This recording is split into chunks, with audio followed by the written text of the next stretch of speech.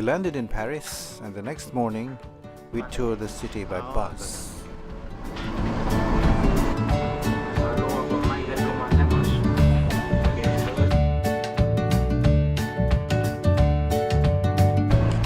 Now, this is the most famous, the most celebrated in the city, the Champs-Élysées, the Elysian Fields. We took pictures of interesting sights.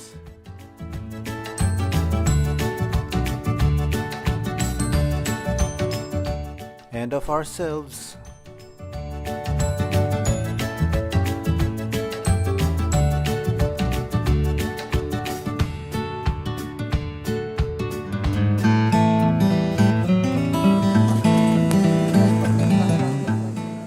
Finally, at 4:30 in the afternoon, we headed out west for the town of Lisieux, 200 kilometers away in the province of Normandy.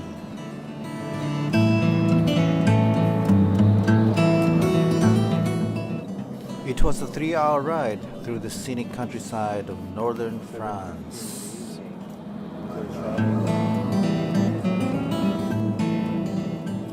In a little less than 3 hours, we were in the outskirts of Lisieux.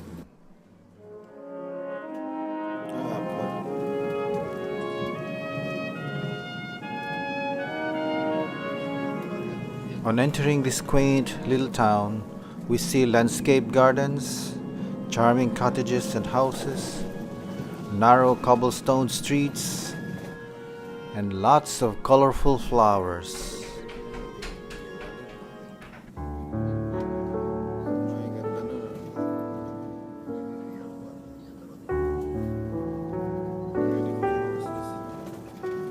It was almost like seeing a beautiful theme park dedicated to a little saint called Therese. It was 7:30 in the evening, but it was still as bright as day.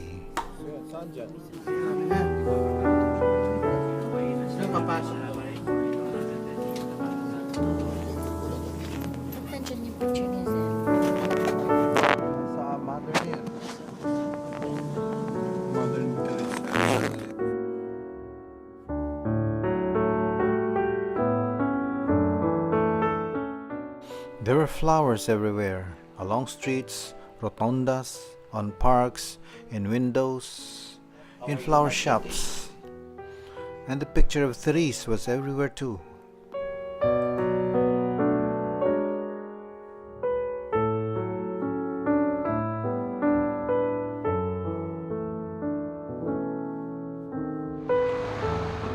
The next morning we hied off to the Lisieux Carmel. We are at Lisieux Carmel. This is the Carmel that Saint Therese entered.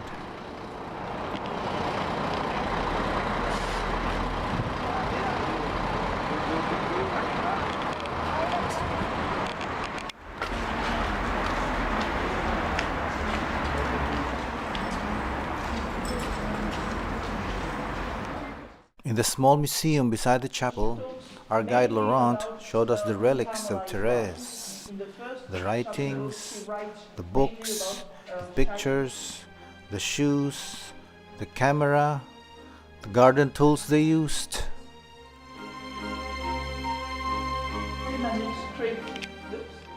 They even had the long hair and the chains she used to portray Joan of Arc in a play.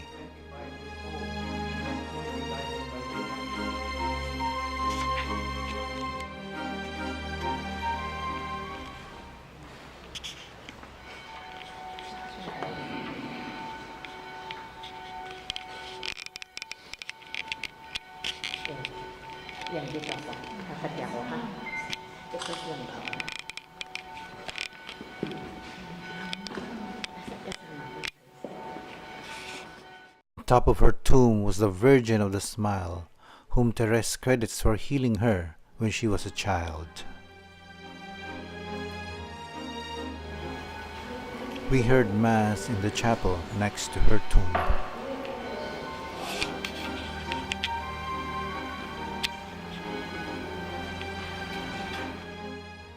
After Mass, we gathered once more for the trip to Les Buissonets, the home where little Therese grew up after the death of her mother Zélie.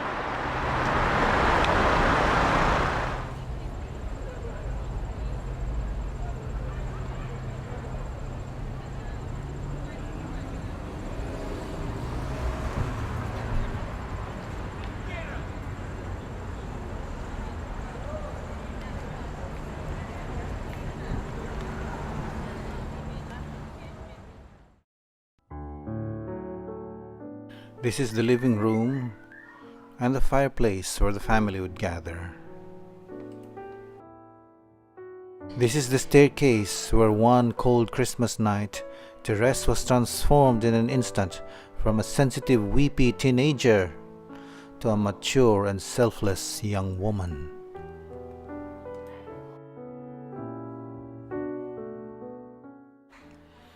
A replica of the Virgin of the Smile and a statue of Joan of Arc in her bedroom.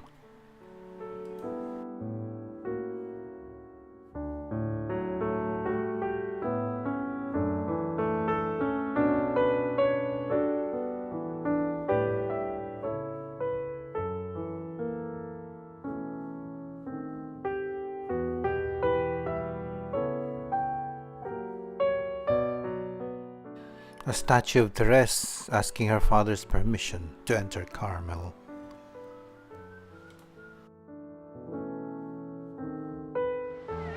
A little distance from Les Buissonets is the Cathedral of Saint Pierre, the parish church of Lisieux, where Therese would attend Mass.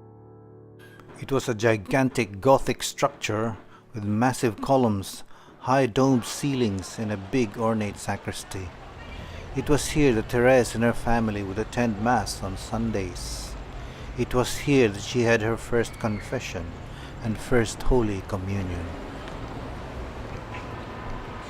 It must have been in this awesome church that Therese desired to do great and heroic things for God. Realizing later on her inability to do so, and so God showed her another way.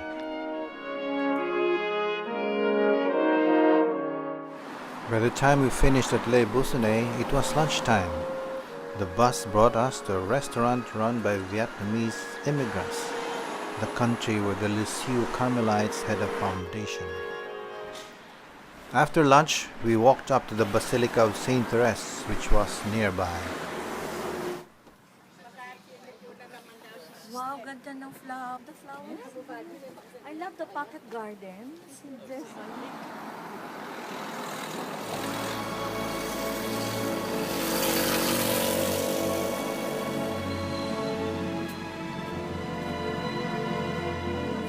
It is a very large and beautiful church in the Roman Byzantine style, inspired by the Sacré-Cœur Basilica in Paris.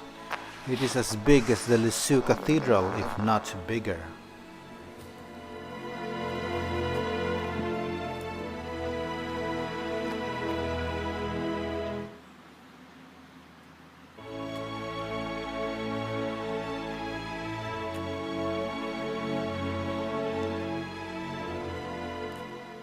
Our guide Laurent showed us the crypt where the remains of Louis and Zélie were interred, and the chapel next to it. It was decorated with beautiful mosaics from the life of Therese. Both of her parents have been declared venerable by Pope John Paul II in 1994 and beatified in this basilica in 2008. The main church was a domed structure with the internal space all in one piece with no collateral aisles. The absence of columns enabled the faithful to have an unobstructed view. The interior is covered with beautiful mosaics. On the west side was a mosaic of the Philippine People Power Revolution, done in festive colors by artist Manuel Baldemor.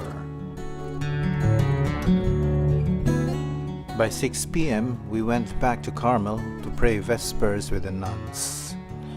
And before going back to our hotel, we took a leisurely stroll through the town.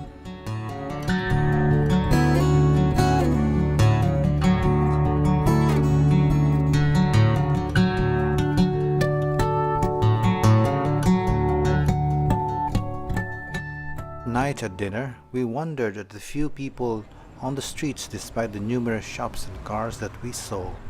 How could these shops sustain themselves, we asked ourselves.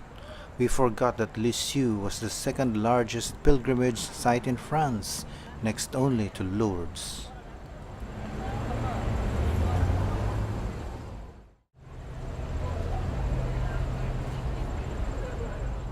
It was enlightening and refreshing to experience the little flower in the home where she grew up.